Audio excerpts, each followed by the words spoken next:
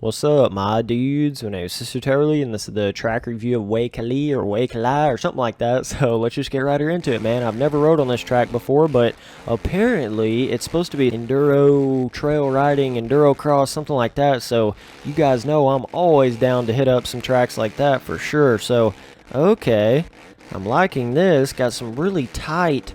I love whenever they make it realistic trails. Oh, I'm getting a little stuck on that pole right there. Oh my gosh, this is like gnarly tight right here, bro. I'm talking as realistic as just about you can possibly get, so I like that a lot. Whoa, dude, this is amazing right here. I didn't think somebody would actually have the balls to go in here and make a tight trail track like this because it's so difficult to ride on, but yet, man, I love when they make them like this just because this is really how trail tracks are. Like in the woods, trail tracks are this narrow where it's like first gear, maybe second gear, but usually it's just first gear and you're putting around and you're just barely getting around the trees. I'm trying to just take my time with the track. I've never been on it before, but I don't want to go literally like 1 mile an hour through it, even though that's probably what it looks like. I apologize for that, but this is my first lap on it right here, but I'm just trying to find my flow a little bit. You got to know how to work your brakes for sure. This is not a track that you can just hold it wide open on.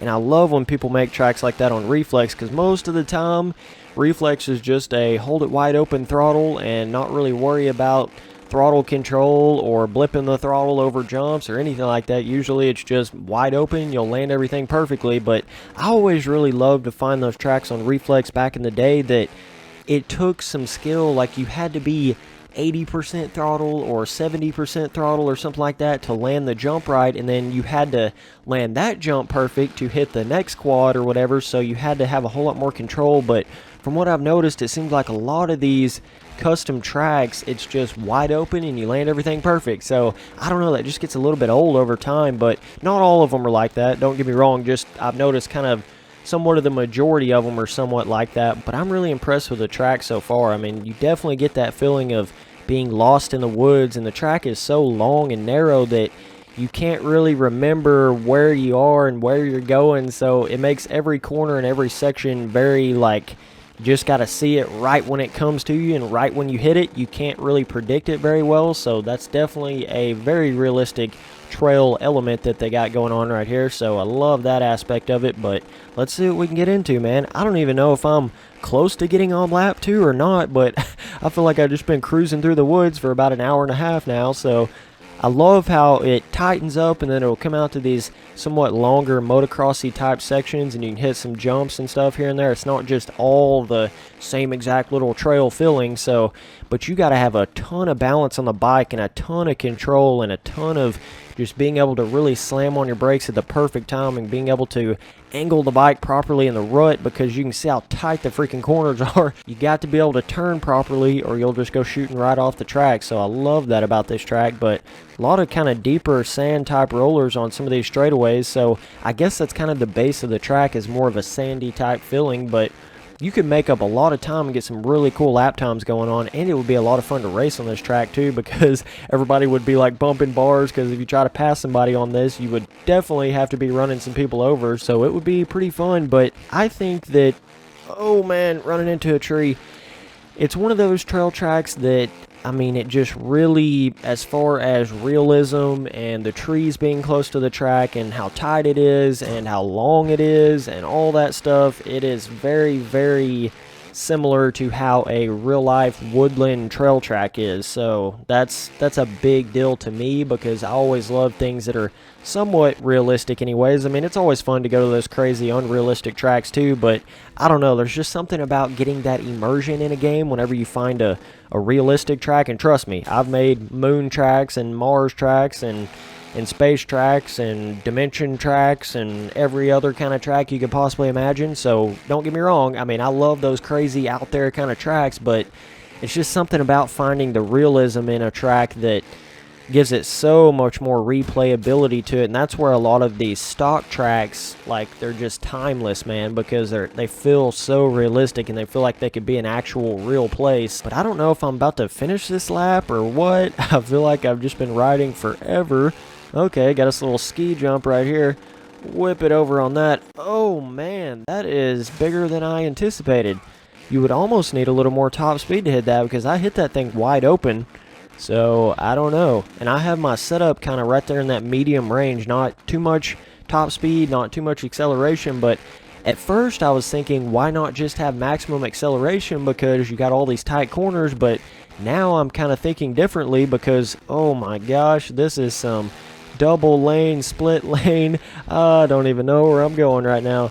This is quite bizarre when you've never rode on the track and you're just trying to kind of learn it as you go. Whoa, popping a little wheelie.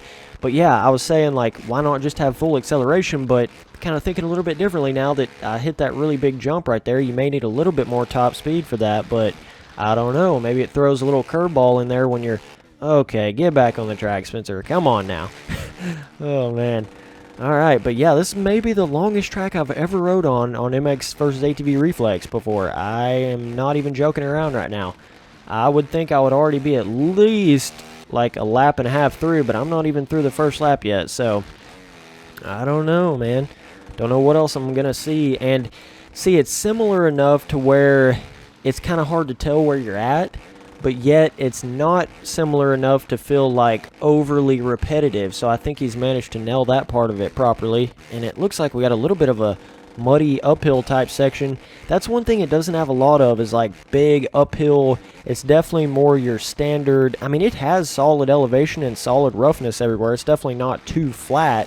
It's just more of that just on a flatter plain type trail track. It doesn't like go up any crazy hill climbs or anything like that. So oh, got to turn really sharp right here, do a little stoppy.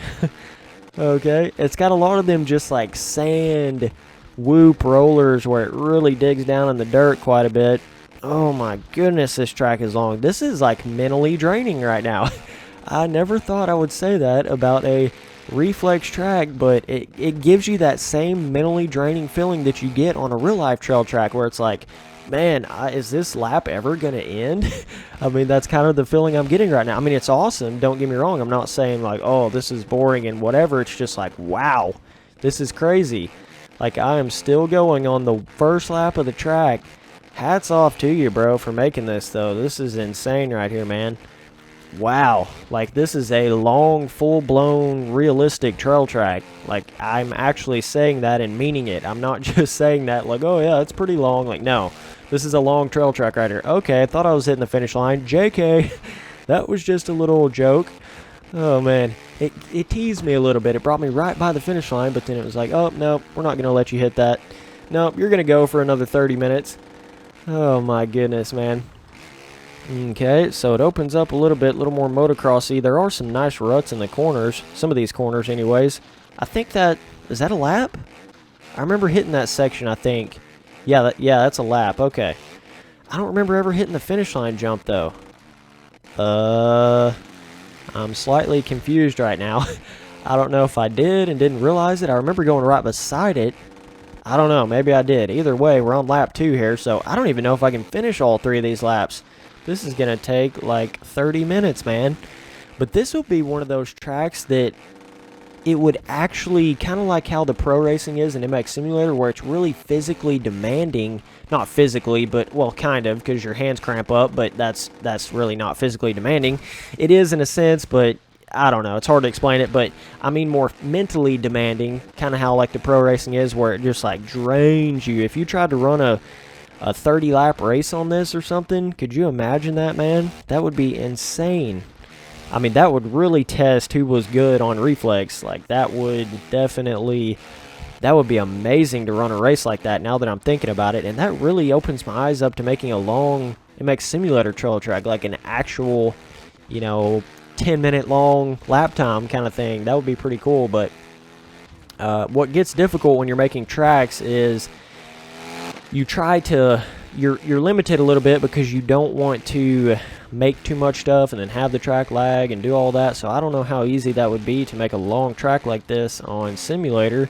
You'd have to make it hella tight to fit it all in the one track. But dude, I'm like getting so lost in this track right now. I'm just flowing around these corners and not even really thinking about what I'm talking about at all. But whatever. A lot of you guys are probably completely lost right now on what I'm saying, but that's kind of what these kind of tracks do to you, man. They just, you just get so into them, and you're trying to focus on the lines and the corners and trying to somewhat remember where you were, but it's impossible because there's so many different corners and ruts and everything. So I love that little tight corner. I actually remember that because it's almost a full 180 rut all the way around. So, but yeah, man, I'm going to give this track a 10 overall. Probably the best trail track I've ever rode on an MX Simulator, and definitely the most realistic trail track I've ever rode on before. So 10 overall, and I'm going to say the difficulty is... it's tempting to give it like Pastrana difficult. If it had some hills and some like water sections and stuff like that, and had some logs and different stuff, it's kind of missing that element, I guess, a little bit, like some logs and rocks. But it's solid though as far as just a straight up dirt trail, because it's got the ruts, it's got the roughness, it opens up into rollers and whoops and stuff like that, and got some jumps here and there. So I would say the difficulty is probably hard, just because the mentally draining aspect of it, you know, it's like, man, you feel like you're never gonna finish a lap on it. So anyways, links in the description to donate to me, my Twitch, Twitter, and Instagram. Thanks for watching the video. Later, dudes.